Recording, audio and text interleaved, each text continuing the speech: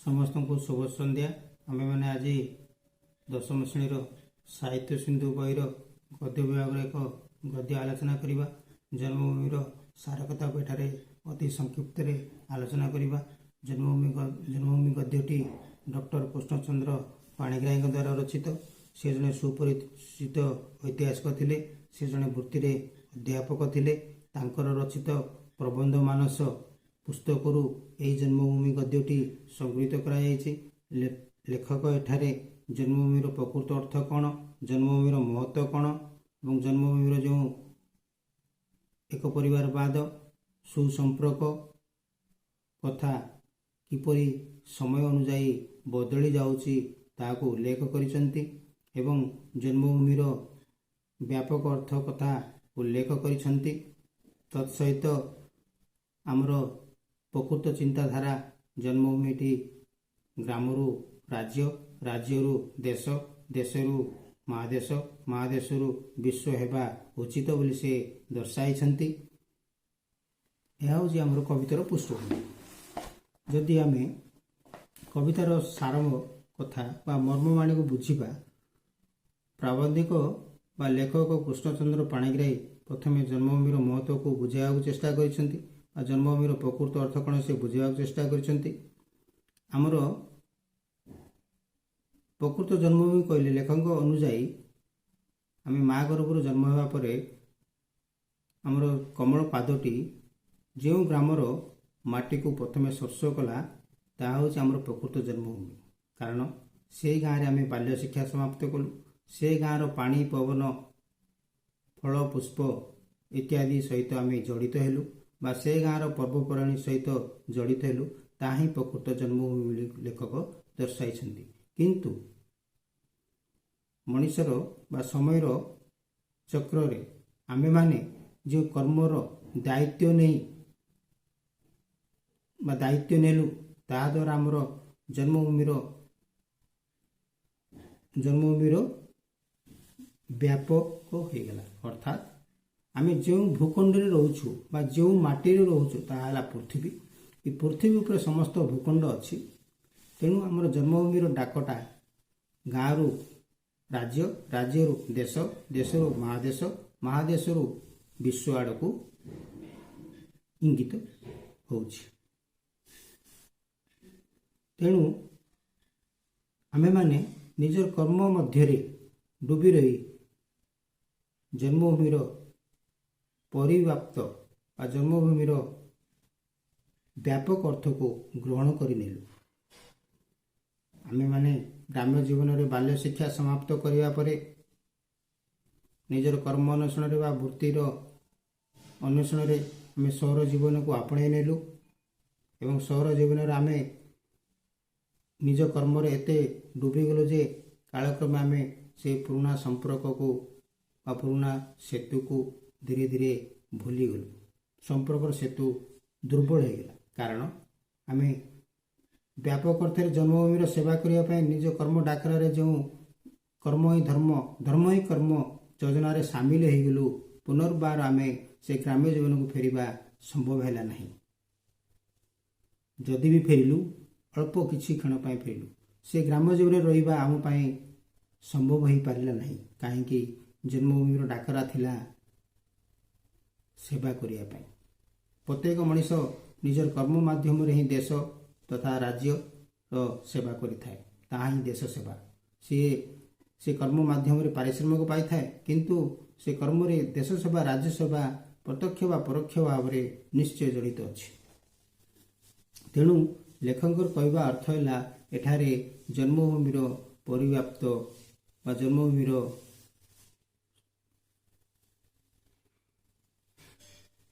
कौन जन्मभूमि व्यापक अर्थ बुझाऊँ।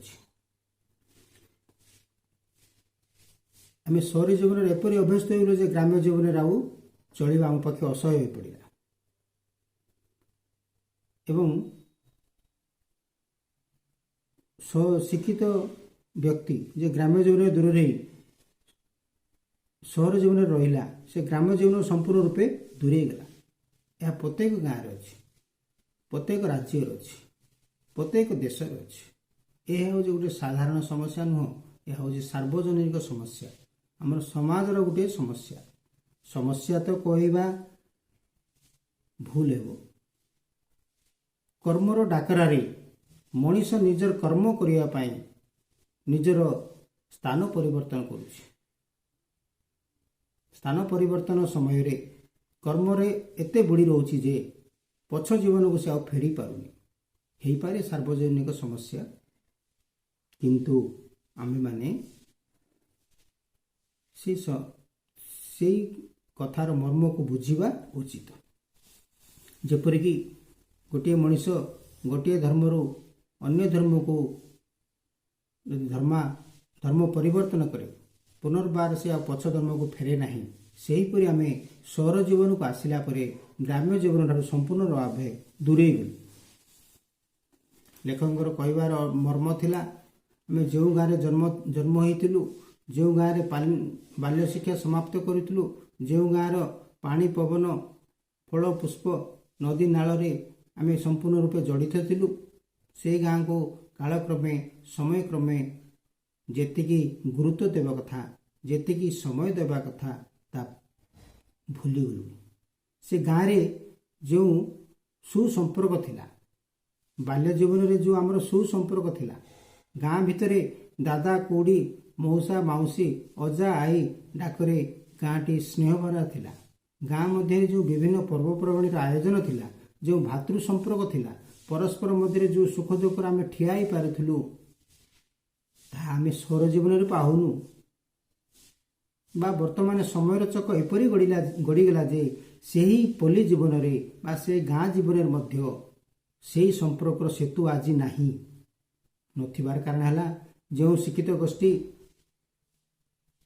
ଗ୍ରାମରେ ଚାକିରି ନ ପାଇ ରହିଲେ, ସେମାନେ ବିଭିନ୍ନ ବୃତ୍ତିକୁ ପାଥେୟ କରି ବଞ୍ଚିବାକୁ ଚେଷ୍ଟା କଲେ ଏବଂ ସରକାରଙ୍କର ଲକ୍ଷ୍ୟ ହେଲା ଗ୍ରାମରୁ ହିଁ ଶାସନ ବ୍ୟବସ୍ଥା ଆରମ୍ଭ କରିବା। ଗ୍ରାମରୁ ହିଁ ଶାସନ ବ୍ୟବସ୍ଥା ଆରମ୍ଭ କରିବା। ସେହି ଯୋଜନାରେ ପରସ୍ପର ବ୍ୟକ୍ତି ବା ଗ୍ରାମର ବିଭିନ୍ନ ବ୍ୟକ୍ତି ବିଭିନ୍ନ ରାଜନୈତିକ ଦଳରେ ଜଡ଼ିତ ହେବା ଦ୍ୱାରା ସେମାନଙ୍କ ମଧ୍ୟରେ ସେହି ସୁସମ୍ପର୍କ ଆଉ ରହିଲା ନାହିଁ। ସେମାନେ ନିଜ କର୍ମକୁ ଏତେ ଗୁରୁତ୍ୱ ଦେଲେ ଯେ ବା ନିଜର ଅନୁଶାସନକୁ ଏତେ ଗୁରୁତ୍ୱ ଦେଲେ ଯେ ସେ ପଲ୍ଲୀ ଜୀବନରେ ଯେଉଁ ଘଟୁଥିଲା ଭାଇଚାରାର ସମ୍ପର୍କ, ଭାଇଚାରାର ପର୍ବ, ଭାଇଚାରାର ବିଭିନ୍ନ ପର୍ବପର୍ବାଣୀରେ ମଧ୍ୟ ସେମାନେ ସାମିଲ ହୋଇପାରିଲେ ନାହିଁ। ଆମ୍ଭେମାନେ ସହରରେ ରହି ସେପରି ଯୋଜନାରେ ସାମିଲ ହୋଇପାରିଲୁ ନାହିଁ। ସେମାନେ ଗ୍ରାମ ଜୀବନରେ ରହି ମଧ୍ୟ ସମୟର କାଳଚକ୍ରରେ ଏପରି ଜଡ଼ିତ ହୋଇଗଲେ ଯେ ସେହି ସମ୍ପର୍କର ସେତୁକୁ ଆଉ ରଖିପାରିଲେ ନାହିଁ ବା ବଜାୟ ରଖିପାରିଲେ ନାହିଁ। ଫଳରେ ଆମେମାନେ ସହରରେ ରହି ଯେଉଁ ଗ୍ରାମ୍ୟ ଜୀବନର କର୍ମ ଯୋଜନାରୁ ଦୂରେଇ ରହିଲୁ, ସେମାନେ ମଧ୍ୟ ଗାଁରେ ରହି ମଧ୍ୟ ସମୟର କାଳଚକ୍ରରେ ସେହି ସବୁ ଯୋଜନାରୁ, ସେହି ସବୁ ସମ୍ପର୍କର ସେତୁରୁ ଦୂରେଇ ରହିଲେ। ଅର୍ଥାତ୍ ଆଜି ଆଉ ସେ ଗାଁରେ ପର୍ବପର୍ବାଣୀ ହେଲେ ମଧ୍ୟ ସେତେ ସମ୍ପର୍କର ସେତୁ ଦେଖାଯାଏ ନାହିଁ।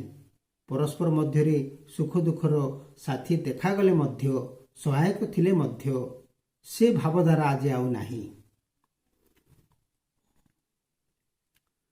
ଲେଖକ ଏଠାରେ ଆଉଥରେ ଦର୍ଶାଇବାକୁ ଯାଇଛନ୍ତି, ସେ ଗ୍ରାମ୍ୟ ଜୀବନରୁ ଦୂରେଇ ଗଲେ କାରଣ ନିଜର କର୍ମକୁ ପାଥେୟ କରି ଏବଂ ଗାଁର ଯେଉଁ ବିଭିନ୍ନ ପର୍ବପର୍ବାଣୀ ଉତ୍ସବରୁ ଇତ୍ୟାଦିରୁ ସେ ମଧ୍ୟ ଦୂରେଇ ରହିଲେ ଏବଂ ସେ ଯେତେବେଳେ ଗ୍ରାମରୁ ଆସିବା ପରେ ଯେଉଁ ନୂତନ ଶିଶୁ ଜନ୍ମଗ୍ରହଣ କଲେ, ତାଙ୍କ ମାନଙ୍କ ପାଖରେ ସେ ଅପରିଚିତ। ଯଦି ବି ସେ କେବେ ଗ୍ରାମକୁ ସମୟର ତାଳ ଦେଇ ଗାଁକୁ ଫେରିବାକୁ ଚାହିଁଲେ, ଗାଁରେ ଯାହାକୁ ସେ ଦିନେ ଦାଦା ଖୁଡ଼ୀ ମଉସା ମାଉସୀ ବୋଲି ସମ୍ବୋଧନ କରୁଥିଲେ, ସେ ବ୍ୟକ୍ତି ମଧ୍ୟ ତାଙ୍କୁ ଦେଖିଲେ ବାବୁ କେତେବେଳେ ଆସିଲୁ ବୋଲି ସମ୍ବୋଧନ କରେ। ସିଏ ତାର ମର୍ଯ୍ୟାଦାକୁ ରଖିଦେଇଥାଇପାରେ, କିନ୍ତୁ ମୋ ମନରେ ଯେଉଁ କହ ସୃଷ୍ଟି ହେଲା, ଯେଉଁ ମୋର ଭାଇଚାରାର ସମ୍ପର୍କ ଥିଲା, ସେଇ ଭାଇଚାରାର ସମ୍ପର୍କ ବା ଯେଉଁ ଡାକର ସମ୍ପର୍କ ଥିଲା, ସେ କୁଆଡ଼େ ଉଭେଇଗଲା, ମୁଁ ନିଜେ ନିଜକୁ ପ୍ରଶ୍ନ କଲେ ମଧ୍ୟ ତାର ଉତ୍ତର ପାଉନାହିଁ। ଏବଂ ଯେଉଁ ନୂତନ ଶିଶୁ ମୁଁ ଆସିବା ପରେ ଜନ୍ମ ହୋଇଥିଲେ, ସେମାନେ ମୋ ପାଇଁ ଅପରିଚିତ, ସେମାନଙ୍କ ପାଇଁ ମୁଁ ମଧ୍ୟ ଅପରିଚିତ, ମୋ ପାଇଁ ସେମାନେ ମଧ୍ୟ ଅପରିଚିତ। ସେମାନେ ଗ୍ରାମକୁ ଗଲେ ସହରର ବା ଚିଡ଼ିଆଖାନାର ଜିରାଫକୁ ଦେଖିଲା ପରି ଘେରି ଯାଆନ୍ତି। ଏହା ମଧ୍ୟ ଏକ ଦୁଃଖ ବା ମନରେ କଷ୍ଟ ଦିଏ। ପ୍ରତ୍ୟେକ ମଣିଷ ହେଉଛନ୍ତି ସମୟର ଦାସ। ସମୟ ଅନୁଯାୟୀ ଯିଏ ଯାହାର କର୍ମରେ ଲିପ୍ତ ରହୁଛି। ବର୍ତ୍ତମାନ ସମାଜରେ ଏପରି ଦେଖାଗଲାଣି ଯେ ଶାରୀରିକ ପରିଶ୍ରମ କରିବା ହେଉଛି ଖରାପ। ଶାରୀରିକ ପରିଶ୍ରମ କଲେ ଆଭିଜାତ୍ୟର କମ୍ ଆସେ ବୋଲି ଲୋକଙ୍କ ମନରେ ଭ୍ରାନ୍ତ ଧାରଣା ସୃଷ୍ଟି ହେଲା। ଅର୍ଥାତ୍ ଯେଉଁମାନେ ନିଜକୁ ଆଭିଜାତ୍ୟ ବା ସମ୍ଭ୍ରାନ୍ତ ଗୋଷ୍ଠୀର ଲୋକ ବୋଲି ଗଣନା କରନ୍ତି, ସେମାନେ ଶାରୀରିକ ପରିଶ୍ରମ କରିବା ପାଇଁ ପଛକୁ ଚାଲିଯାଆନ୍ତି। ସେମାନେ ନିଜର ଭାଷଣ ବାଜିରେ ବା ପବିତ୍ର ଲେଖନ ମୂଳରେ ଲେଖିପାରନ୍ତି ସ୍ୱାସ୍ଥ୍ୟ ହିଁ ସମ୍ପଦ, କିନ୍ତୁ ଶାରୀରିକ ପରିଶ୍ରମ କଲେ ସ୍ୱାସ୍ଥ୍ୟ ଉତ୍ତମ ରହିବ ଏ କଥାକୁ ଭୁଲି ଯାଆନ୍ତି। ସକାଳୁ ଅଧଘଣ୍ଟାଏ 2 ଘଣ୍ଟାଟିଏ ପ୍ରାତଃ ଭ୍ରମଣ କରିଦେଲେ ଶାରୀରିକ ପରିଶ୍ରମର ସାମର୍ଥ୍ୟ ହୋଇଗଲା ବୋଲି ନିଜକୁ ମନକୁ ସାନ୍ତ୍ୱନା ଦେଇପାରନ୍ତି। ଫଳରେ ସ୍ୱାସ୍ଥ୍ୟ ସମ୍ପଦ ଆଜି ଠାରୁ ମଧ୍ୟ ଆମେମାନେ ଦୂରେଇ ଗଲୁଣି। ପ୍ରକୃତରେ ସ୍ୱାସ୍ଥ୍ୟ ହିଁ ସମ୍ପଦ ଯେଉଁ କଥାରେ କହୁ ତାହାକୁ କାର୍ଯ୍ୟରେ ପରିଣତ କରିପାରୁନୁ, କାରଣ ଆଭିଜାତ୍ୟର ବା ସାମ୍ରାନ୍ତର ଦାହି ଦେଇ ଆମେ ଆଉ ଶାରୀରିକ ପରିଶ୍ରମ କରିପାରୁନୁ। ତେଣୁ ଆମେମାନେ ପ୍ରତ୍ୟେକ ଶାରୀରିକ ପରିଶ୍ରମ ନ କରିପାରିଲେ ମଧ୍ୟ ପ୍ରତ୍ୟେକ ଦିନକୁ 1 ଘଣ୍ଟା କିମ୍ବା 2 ଘଣ୍ଟା ବ୍ୟାୟାମ କରିବା ଉଚିତ ବା ଏକ୍ସରସାଇଜ କରିବା ଉଚିତ ବା ପ୍ରାଣାୟାମ କରିବା ଉଚିତ ବା ଯେକୌଣସି ଶାରୀରିକ ପରିଶ୍ରମ ନିଜ ବଗିଚା ବାଡ଼ିରେ କରି ନିଜ ବାଡ଼ିରେ କିଛିଟା ମଧ୍ୟ ଆମେ ପରିଶ୍ରମ କରିପାରିବା। ଏହା ଦ୍ୱାରା ଆମର ସ୍ୱାସ୍ଥ୍ୟ ସମ୍ପଦ କଥା ଯେଉଁ ଆମେ ପାଟିରେ କହୁଛୁ ତାହା ମଧ୍ୟ ପୂରଣ ହୋଇପାରିବ।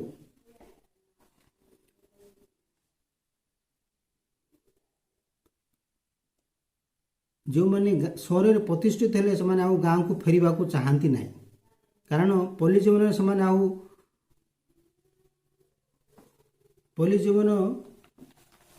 ଆଉ ନିଜକୁ ଚଳେଇ ନେବା କଷ୍ଟ ହେଲାଣି। ଆଉ ଯେଉଁ ପଲ୍ଲୀ ଜୀବନ ଯେଉଁ ସୁସନ୍ତାନ ସୃଷ୍ଟି କରିଥିଲା, ସେ ପଲ୍ଲୀ ଜୀବନ ଆଜି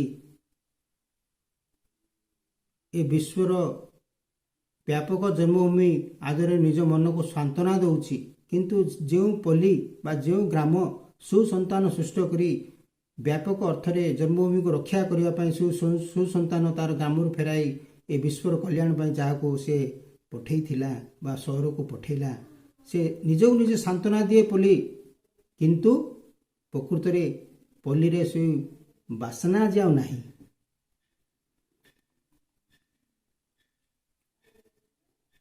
ଏ କଥାକୁ ଲେଖକ ପୁରୁଣା ବର୍ଣ୍ଣିତ ଆମର ଶ୍ରୀକୃଷ୍ଣଙ୍କ ସହିତ ତୁଳନା କରିଛନ୍ତି। ଯେତେବେଳେ ଶ୍ରୀକୃଷ୍ଣ ନିଜର ବାଲ୍ୟ ଜୀବନ ଗୋପପୁରରେ କଟାଇଥିଲେ ଏବଂ ମଥୁରାପୁରକୁ ଯେତେବେଳେ ମାମୁଁ ଘରକୁ ଗଲେ, ସେ ଅଳ୍ପ ଦିନରେ ଫେରିବେ ବୋଲି କହି ଚାଲି ଯାଇଥିଲେ ନିଜର ସାଙ୍ଗସାଥି ବା ଗୋପୀମାନଙ୍କୁ, କିନ୍ତୁ ଆଉ ସେ ଫେରି ନଥିଲେ ଗୋପପୁରକୁ, ଯେଉଁଠାରେ କି ସେ ବାଲ୍ୟ ଶିକ୍ଷା ବାଲ୍ୟ ବନ୍ଧୁ ଥିଲା। ଯେଉଁ ପାଣି ପବନ ମାଟିରେ ସେ ବଢ଼ିଥିଲେ ଗୋପପୁରରେ, ସେ ଗୋପପୁରକୁ ଆଉ ମଥୁରାରୁ ଫେରି ନଥିଲେ। ମଥୁରାରୁ ସେ ଚାଲି ଯାଇଥିଲେ ଦ୍ୱାରିକାରେ ସେ ପ୍ରତିଷ୍ଠିତ ହୋଇ ସାରା ବିଶ୍ୱର କଲ୍ୟାଣ ନିମନ୍ତେ ସେ ମହାଭାରତ ଯୁଦ୍ଧ ବା ଧର୍ମର ଯୁଦ୍ଧ ମଧ୍ୟ ସଞ୍ଚାଳନ କରିଥିଲେ ଏବଂ ତାଙ୍କର ନାତି ନାତୁଣୀ ପୁଅ ବୋହୂଙ୍କ ସହିତ ସେ ଦ୍ୱାରିକାପୁରରେ ନିଜର ସମ୍ପୂର୍ଣ୍ଣ ସମୟ କଟାଇ ଦେଇଥିଲେ। କିନ୍ତୁ ସେ ନା ଫେରିଥିଲେ ଆଉ ଗୋପପୁର, ଯେଉଁଠାରେ ତାଙ୍କର ଜନ୍ମଭୂମି ଥିଲା, ଯେଉଁ ଜନ୍ମଭୂମିରେ ତାଙ୍କର କମଳ ପାଦ ପଡ଼ିଥିଲା। କିନ୍ତୁ ସେ ଫେରି ନଥିଲେ, ବିଶ୍ୱର କଲ୍ୟାଣ ନିମନ୍ତେ ନିଜର ବ୍ୟାପକ କର୍ମ କରିଥିଲେ। ସେ ବିଶ୍ୱକୁ ଜନ୍ମଭୂମି ବୋଲି ଗ୍ରହଣ କରି ନେଇଥିଲେ, ତେଣୁ ସେ ଫେରି ପାରିନଥିଲେ ନିଜର ପ୍ରକୃତ ଜନ୍ମଭୂମିକୁ। ତାଙ୍କର ସେଠାରେ ବ୍ୟାପକ କର୍ମଭୂମିରେ ବିଶ୍ୱ କଲ୍ୟାଣ ନିମନ୍ତେ ଧର୍ମର ପ୍ରତିଷ୍ଠା ନିମନ୍ତେ ସେ ସାରା ବିଶ୍ୱକୁ ବା ସେତେବେଳର ବିଶ୍ୱରେ ସେ ଧର୍ମର ବିଜୟ କରିବା ପାଇଁ ମହାଭାରତ ଯୁଦ୍ଧ ମଧ୍ୟ କୁ ସଞ୍ଚାଳନ କରିଥିଲେ। କିନ୍ତୁ ତାଙ୍କର ଏହି ଦ୍ୱାରିକାରେ ଥିବା ରାଜପ୍ରସାଦ ସମସ୍ତ ପୁଅ ବହୁ ନାତି ନାତୁଣୀ ଦିନେ ଧ୍ୱଂସ ହୋଇଗଲା। ନିଜେ କୃଷ୍ଣ ମଧ୍ୟ ରାଜ୍ୟହୀନ ହୋଇଗଲେ, ଧନହୀନ ହୋଇଗଲେ, ଗୃହହୀନ ହୋଇଗଲେ, ପୁତ୍ର କନ୍ୟା ଗୁଣ ସବୁ ତାଙ୍କର ଧ୍ୱଂସ ହୋଇଗଲା। ସେ ଯେତେବେଳେ ଲତାକୁଞ୍ଜରେ ଦୋଳି ଝୁଲୁଥିଲେ ସେହି ସମୟରେ ଶବରଙ୍କ ସହ ଦ୍ୱାରା ଆଘାତ ପ୍ରାପ୍ତ ହୋଇ ତାଙ୍କର ମୃତ୍ୟୁ ହୋଇଥିଲା। କୃଷ୍ଣଙ୍କର ଦ୍ୱାରିକା ଆଜି ନାହିଁ। ସେ ମାତୃଭୂମି ଗୋପ ବା ଗୋପର ବୃନ୍ଦାବନ ବା ଯମୁନା ନଦୀକୁ ଯେଉଁ ସେ ଉପେକ୍ଷା କରିଥିଲେ ତାହା ଆଜି ମଧ୍ୟ ଅଛି। ଯାହାକୁ ସେ ଗୋପର ବୃନ୍ଦାବନ ବା ଯମୁନା ନଦୀକୁ ସେ ଉପେକ୍ଷା କରିଥିଲେ ତାହା ଆଜି ମଧ୍ୟ ଆମର ପୃଥିବୀରେ ଦେଖାଦିଏ।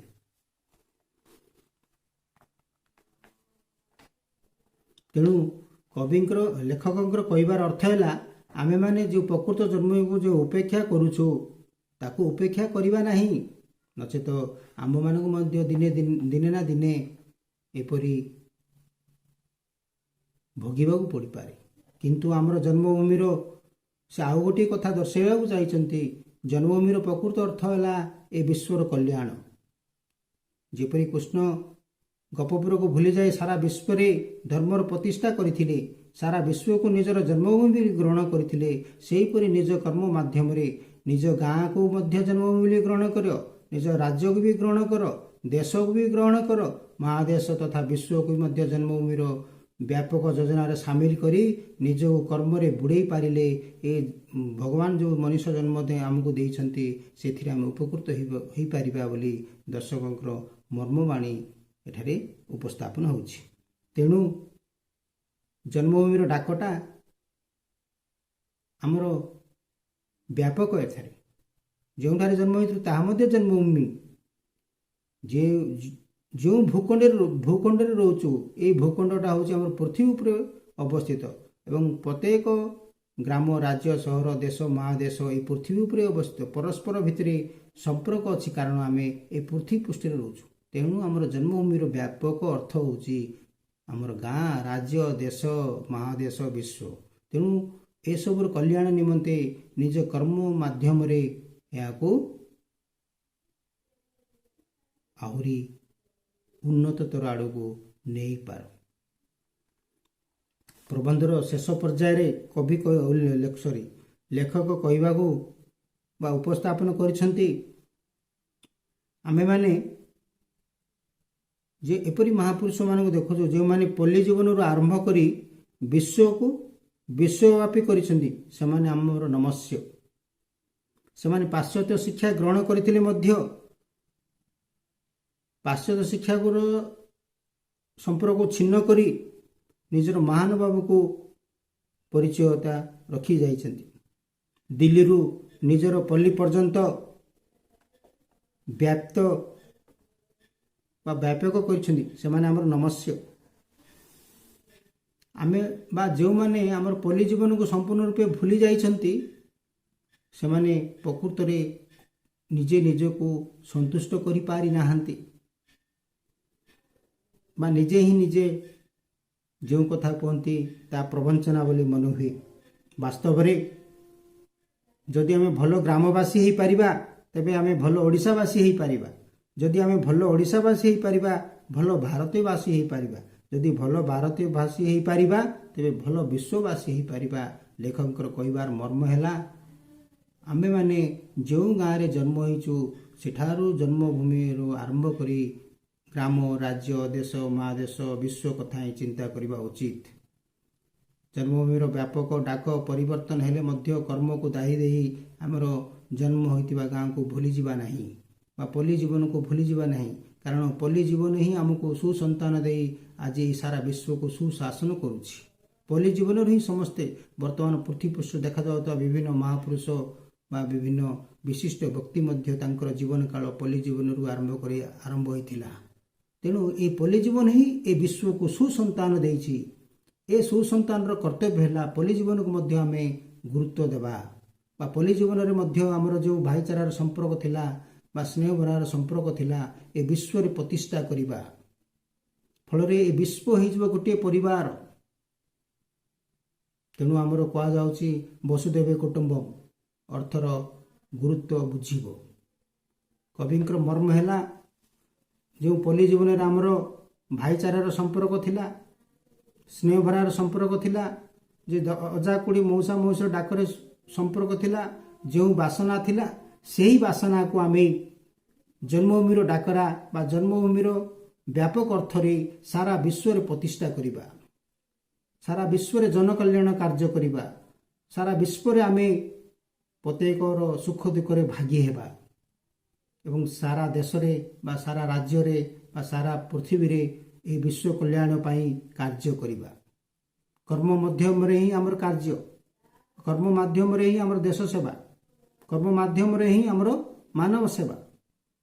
ଏ ସେବାକୁ ପୂରଣ କରିବା ପାଇଁ ଆମେ ଗାଁରେ ଯେଉଁ ଭାଇଚାରା ସମ୍ପର୍କ ଥିଲା ସେହି ଭାଇଚାରାର ସମ୍ପର୍କ ଜନ୍ମଭୂମିର ବ୍ୟାପକ ଅର୍ଥରେ ମଧ୍ୟ ଯଦି ପ୍ରତିଷ୍ଠା କରିପାରିବା, ସେହି ବାସନା ମହକ ସାରା ପୃଥିବୀରେ ଚେଇଁ ଉଠିବ, ଯାହାଫଳରେ କି ଆମର ସାରା ପୃଥିବୀଟି ହେଇଯିବ ଗୋଟିଏ ଛୋଟିଆ ଗାଁ ଏବଂ ସେହି ଗାଁ ମଧ୍ୟରେ ବିଶ୍ୱ କଲ୍ୟାଣ କାର୍ଯ୍ୟରେ ବା ଯେଉଁ ପଲ୍ଲୀ ଦେଇଥିଲା ସୁଯୋଗ୍ୟ ସନ୍ତାନ ଏହି ବିଶ୍ୱର ସେବା କରିବା ପାଇଁ, ତା ମନରେ ତିଳେ ହେଲେ ମଧ୍ୟ ଦୁଃଖ ଯାତନା ସୃଷ୍ଟି ହେବ ନାହିଁ। କାରଣ ସେ ଯେଉଁ ସୁଯୋଗ୍ୟ ସନ୍ତାନ ଦେଇଛି, ସେ ସୁଯୋଗ ସନ୍ତାନ ତା ଗାଁର ଉନ୍ନତି କରିବା ସଙ୍ଗେ ସଙ୍ଗେ ବିଶ୍ୱର କଲ୍ୟାଣ ଉନ୍ନତି କରିବା ପାଇଁ ଆଜି ନିଜ ଦମ୍ଭରେ ନିଜ କର୍ମ ମାଧ୍ୟମରେ ଆଗକୁ ବଢ଼ି ଚାଲିଛି।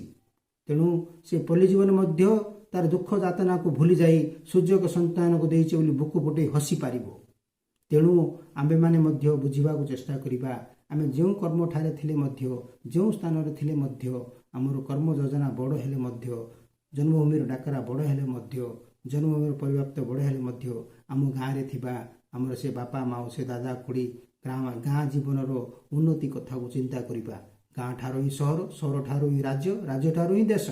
ଗାଁର ଉନ୍ନତି ବିନା ଦେଶର ଉନ୍ନତି ନାହିଁ। ତେଣୁ ସରକାର ନିଜ ଶାସନ ଯୋଜନାରେ ଗାଁକୁ ପ୍ରତ୍ୟେକ ଅର୍ଥରେ ଉନ୍ନତି କରିବା ପାଇଁ ଚେଷ୍ଟା କରିଛନ୍ତି। ଗାଁର ଉନ୍ନତି ହିଁ ଦେଶର ଉନ୍ନତି ବୋଲି ସେ ଡାକରା ଦେଉଛନ୍ତି। ତେଣୁ ସେ ଗାଁକୁ ଗାଁ ରାସ୍ତା କରିବାକୁ ବ୍ୟସ୍ତ ଅଛି। ଗାଁର ପ୍ରତ୍ୟେକ ବ୍ୟକ୍ତିକୁ ସୁଯୋଗ୍ୟ ଶିକ୍ଷା ଦେବା ପାଇଁ ସରକାର ମଧ୍ୟ ଯୋଜନା ପରିବଦ୍ଧ ହେଉଛନ୍ତି। କାରଣ ସରକାର ବା ଏହି ବିଶ୍ୱର ଶିକ୍ଷାବିତମାନେ ବୁଝିଛନ୍ତି ଗାଁର ଉନ୍ନତି ହିଁ ଆମ ଦେଶର ଉନ୍ନତି, ଗାଁର ଆର୍ଥିକ ଉନ୍ନତି ହେଲେ ହିଁ ଆମ ଦେଶର ଉନ୍ନତି। ତେଣୁ କୃଷିକୁ ମଧ୍ୟ ଗୁରୁତ୍ୱ ଦେଇ କୃଷି ଆମେ ଶିକ୍ଷିତ ହେଲେ ମଧ୍ୟ କୃଷି କରିବା, ଏହି ଭାବନାକୁ ମଧ୍ୟ ସକାରାତ୍ମକ ଭାବରେ ଗ୍ରହଣ କରିବା ପାଇଁ ଆମ ଦେଶରେ ସରକାରଙ୍କ ତରଫରୁ ବିଭିନ୍ନ ଯୋଜନା ପ୍ରଣୟନ କରାଯାଉଛି। ତେଣୁ ପ୍ରତ୍ୟେକ ଶାସନ ବା ପ୍ରତ୍ୟେକ ଦେଶରେ ମଧ୍ୟ ଗାଁ ଠାରୁ ହିଁ ବା ଗାଁରୁ ହିଁ ଉନ୍ନତି ଆରମ୍ଭ ବୋଲି ଯୋଜନାକୁ ପାଥେୟ କରି ସମସ୍ତ କର୍ତ୍ତବ୍ୟକୁ ଆଗକୁ ନେଉଛନ୍ତି ଏବଂ ଆମ୍ଭେମାନେ ମଧ୍ୟ ଜନ୍ମଭୂମି ବୋଲି ବୁଝିବା, ଜନ୍ମଭୂମିର ଡାକରା ବ୍ୟାପକ ହେଲେ ମଧ୍ୟ ଏହାକୁ ସାକାର କରିବା ପାଇଁ ଚେଷ୍ଟା କରିବା। ନିଜ କର୍ମ ମାଧ୍ୟମରେ ହିଁ ଆମେ ନିଜ ଜନ୍ମଭୂମିର ଉନ୍ନତି କରିପାରିବା। ଧନ୍ୟବାଦ। ପଢ଼, ବୁଝ, ଗଭୀର ଭାବରେ ଚିନ୍ତା କରି ଲେଖ। ଧନ୍ୟବାଦ।